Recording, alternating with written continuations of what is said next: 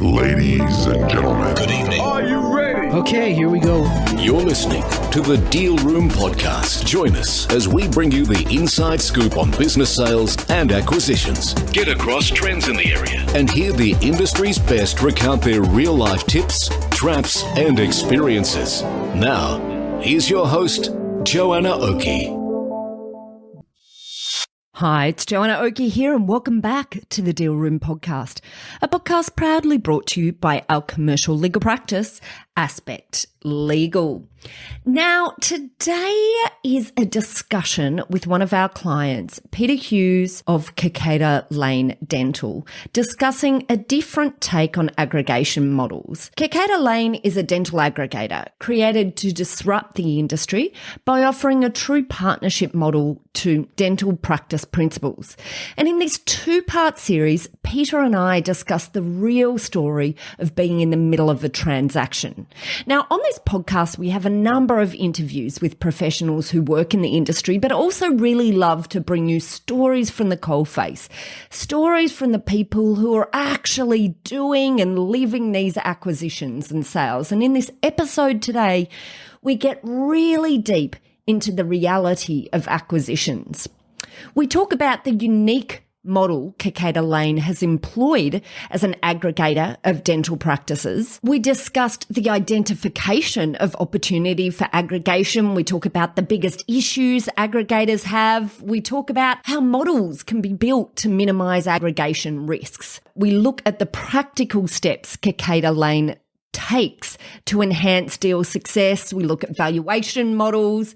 We look at the normalization process and explain all of that from an accounts perspective. We talk about how a dental practice can line themselves up for a sale. We also talk about potentially adding checking out the vibe to our DD checklists.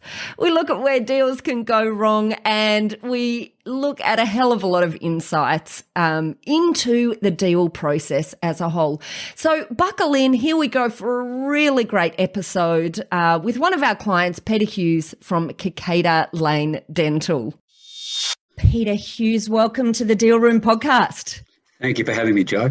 I am absolutely excited to have you on the show, Peter. We do a lot of work together, and I guess I really just wanted you on the show today because I wanted to dig into the real stories of being involved in the middle of a transaction. We have a lot of people on, guests on the podcast that are talking about it from the advisor space, but I just think it's always really interesting to get into it and look at what the inside of a transaction looks like. So let's take it away. Maybe if you can kick it off, Peter, just by giving us a little bit of an outline of Kikada Lane and what you're doing at the moment. What is the model that you're following currently with your acquisitions? I suppose to put it in fairly basic terms, we're a dental aggregator. So we look for high-performing, mature dental practices. We acquire those practices based on a set criteria of valuation, and we provide all the back office and corporate service things that are required to operate the practice from a non-clinical standpoint. We've got practices at the moment in Queensland, New South Wales and Victoria. We're about to enter South Australia. We've got a transaction almost complete there, and we've got a fairly deep pipeline of potential acquisitions lined up.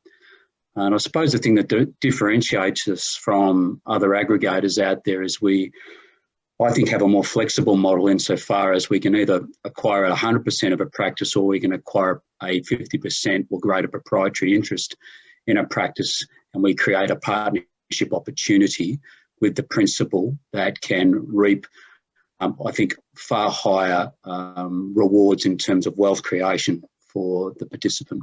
Yeah, and that's what I think your model is really unique. And I guess there's lots of models around aggregations, and I guess the dental industry itself, as we know, has gone through some changes over time, and has some perhaps challenges at the moment for an aggregation model. So maybe can you talk to us a little bit about the industry as a whole and why why you've gone with this sort of unique take on the model. The industry is a $10 billion plus industry sector in Australia, so it's a large capital exercise. There's about 8,000 odd registered dental practices in the country, and they vary in size from the single man practice to the multiple owner practices, and only about 7% of the market has been aggregated. So it's a very low level in comparison to the UK and the USA.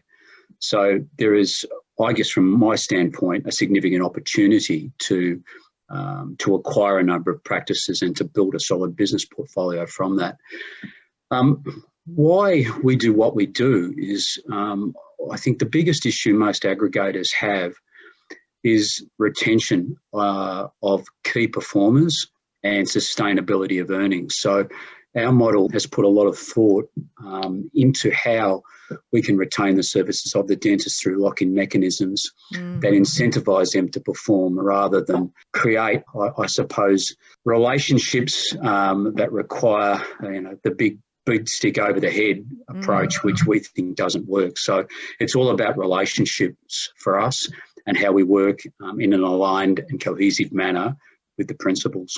And like getting really practical, let's talk about what you practically do to give life to that. How is it that you're giving life to those things that you're talking about?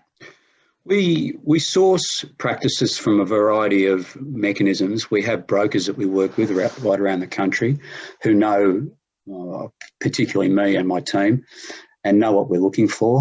We often have practices that approach us directly. We market directly to some practices. So we don't really have an issue or a problem in terms of sourcing product that we can place in our portfolio. It's really working through what fits our model best and what relationships we believe will best suit us and the participant.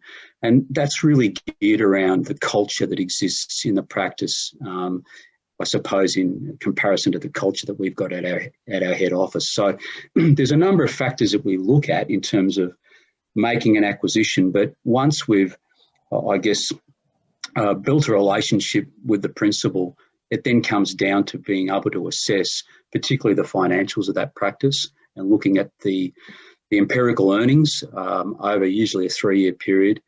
And we go through what we call a normalisation process, where we cut out a lot of the non-operational expense lines that some businesses or some practices run through their books.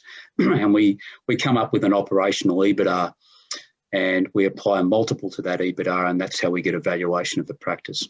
And so for any of our listeners who might be running dental practices and be interested in this process, can you, and maybe perhaps don't understand the normalisation process, can you just talk about that a little bit, just briefly? What is it that you're pulling out?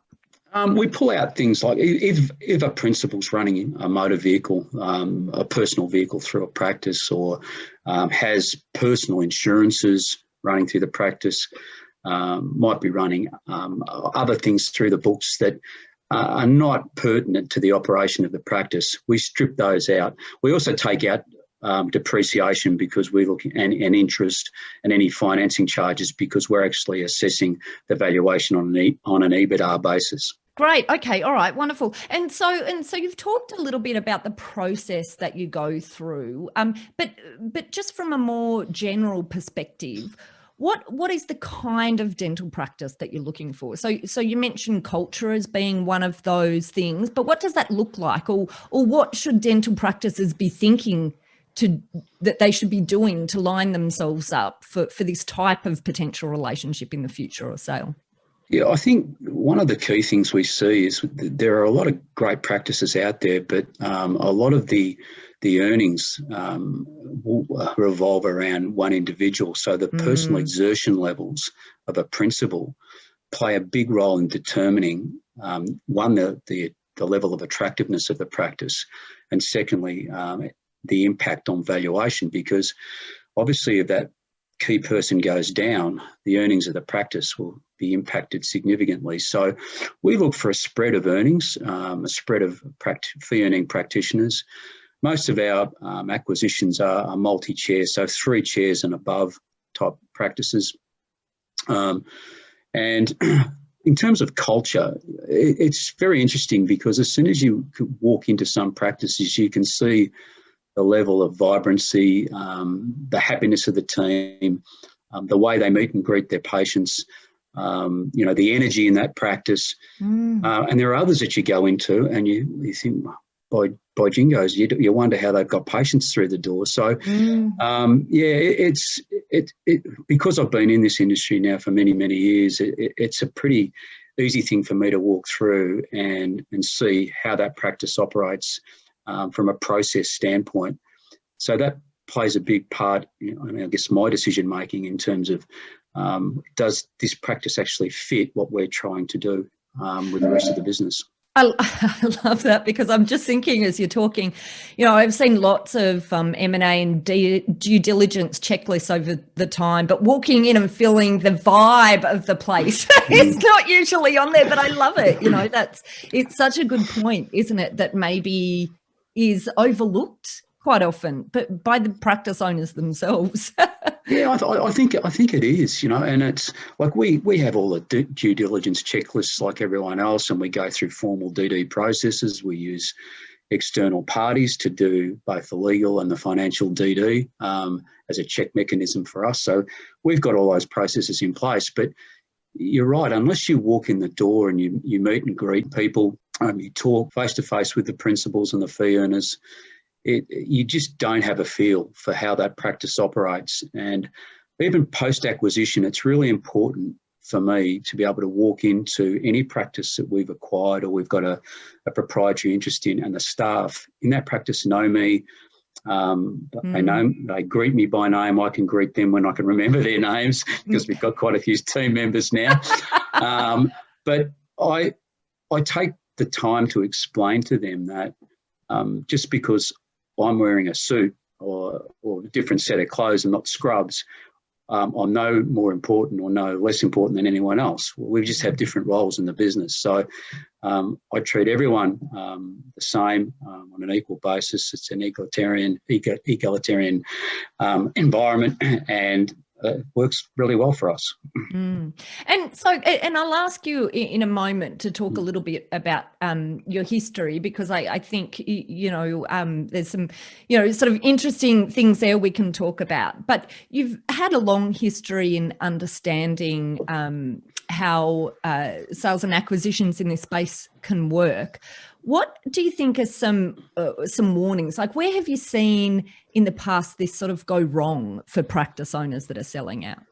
I think if you get past, let's say, a pointed term sheet and you move into contracts, and the contracts are fairly simple. You've got a sale or an acquisition agreement, and that can be by shares or assets and goodwill. And then you've got a service level agreement that locks in the principal or principals into a relationship with you for a period of time.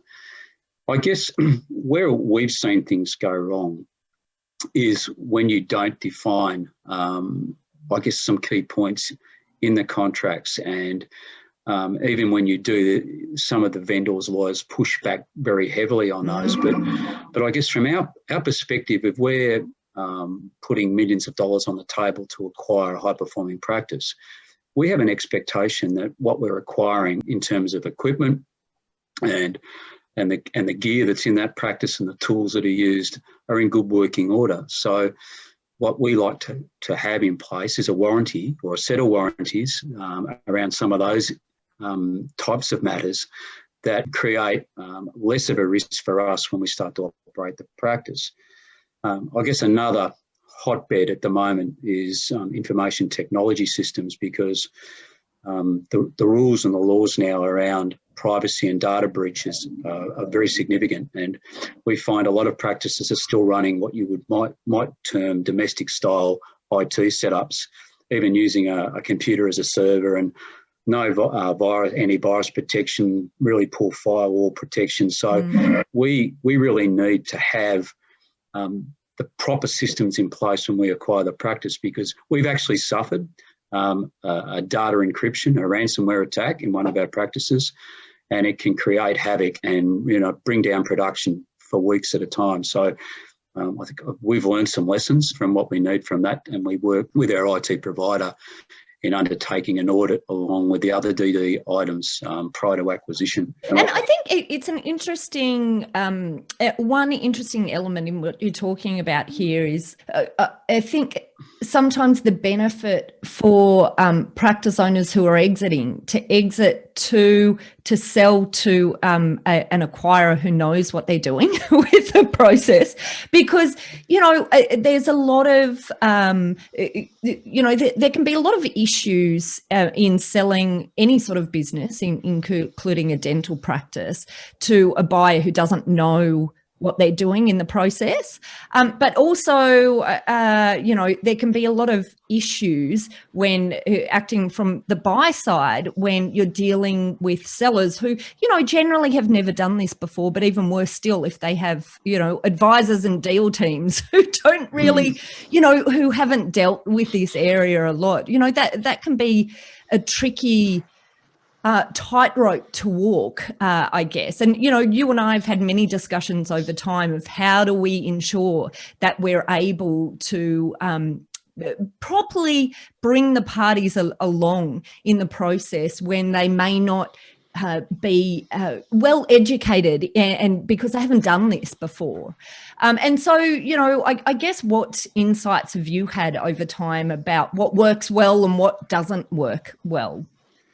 I think you've raised a very good point. And if I was a vendor selling a dental practice, I would try and get some advice from a lawyer who's been down that pathway before, because it's a very, very, very, very different business, I suppose.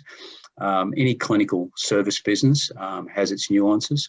And what we found is that sometimes we get stonewalled with, I guess, a commercial viewpoint akin to selling a building or a property or another type, an industrial business, etc. So it's a specific and I guess contentious issue if you don't get the right advice at the outset.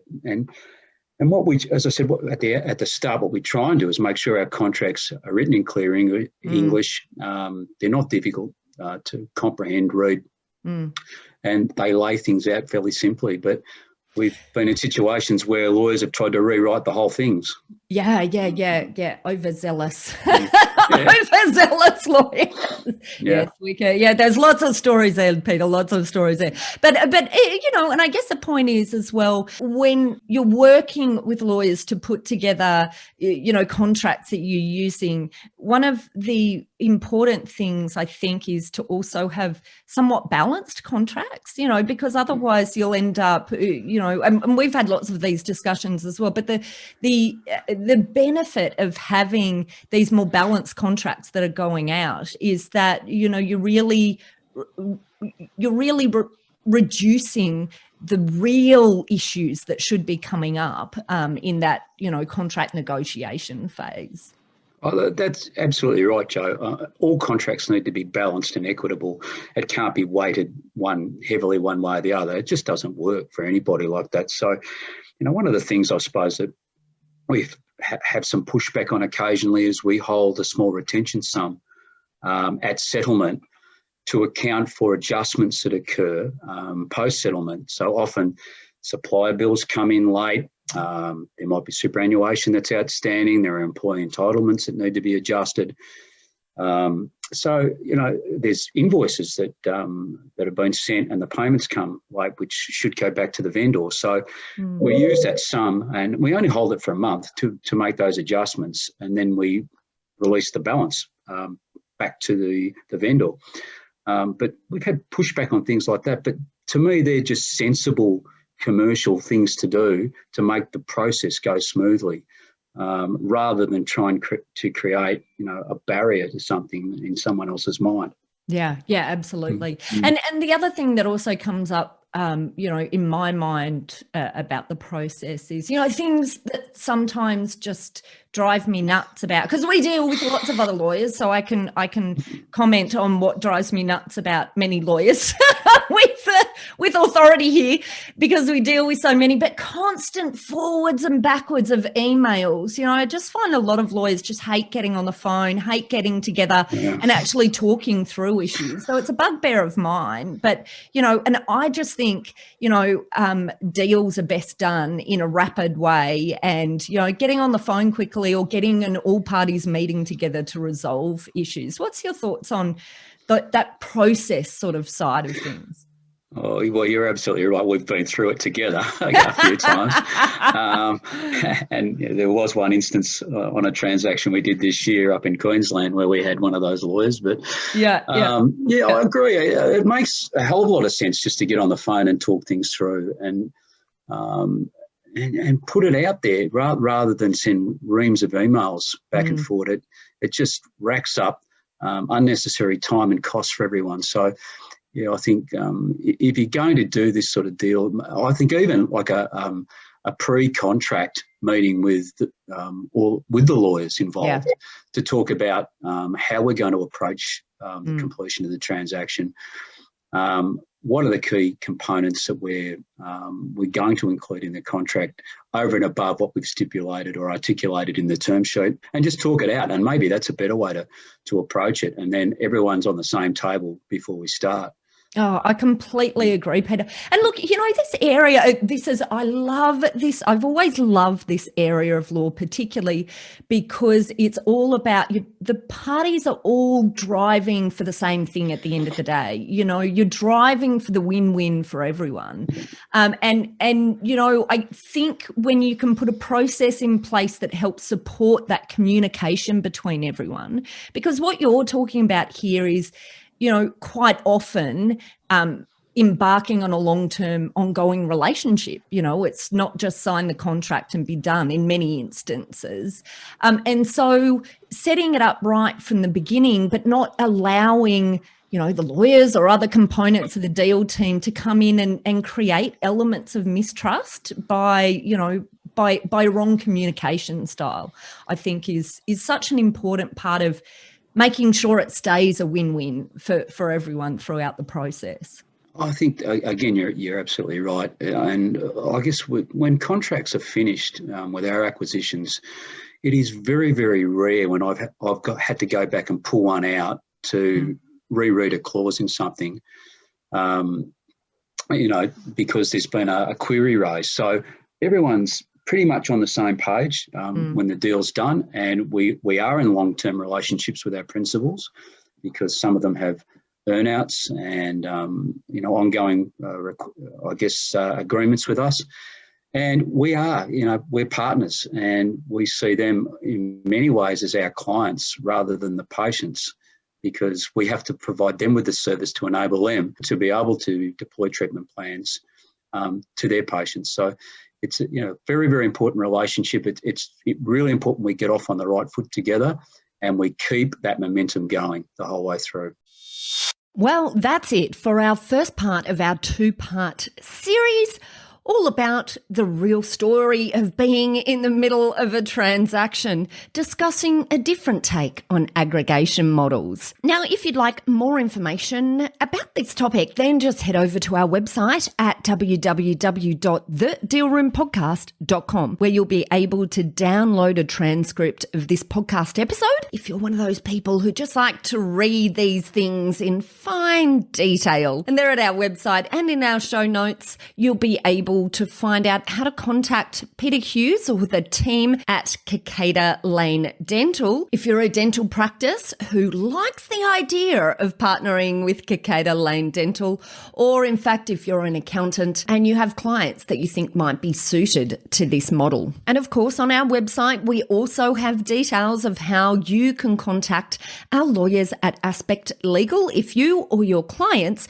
would like to discuss any legal aspects of sales or acquisitions. We've got a number of great services that help businesses prepare for a sale or acquisition, or to guide them through the journey of sale or acquisition. We work with clients both big and small and have different types of services depending on size and complexity. So don't hesitate to book an appointment with one of our legals if you'd like to find out how we might be able to assist. And that's it. Thanks again for listening in today. Make sure you tune in to part 2 of our 2-part series as we continue the discussion with Peter. And in the second part of our 2-part series, we'll be digging deeper into different acquisition models. We'll look at the risks of losing high performers. We'll look at a better way to eradicate risks of acquisition. We look at the importance of HR advisory and recruitment for aggregators. We look at the benefit for smaller businesses and practices of having a larger support team behind them. We talk about rebranding. We talk about early wins that the model that Kikada Lane Dental are using is really showing. And we also give a bit of a client perspective on working with the team at Aspect Legal. Well, that's it. I hope you joined us for our second part of our 2-part series. But for today, if you enjoyed what you heard today, make sure you hit that subscribe button on your favourite podcast player and maybe even leave us a review. And you can do that by going to Apple Podcasts or your favourite podcast player. Thanks again. You've been listening to Joanna Oakey and the Deal Room Podcast, a podcast proudly brought to you by our commercial legal practice, Aspect Legal. See you next time.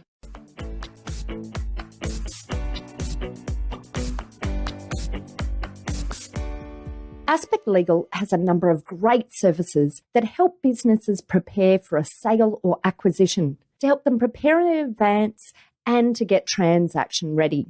We've also got a range of services to help guide businesses through the sale and acquisitions process. We work with clients both big and small and have different types of services depending on size and complexity.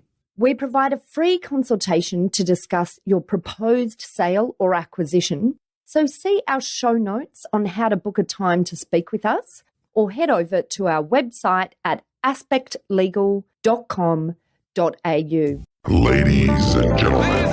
That will conclude this evening's entertainment. Thanks for listening to the Deal Room Podcast. To find out more about this episode and other episodes in the series, check out the show notes or head over to our website at thedealroompodcast.com.au.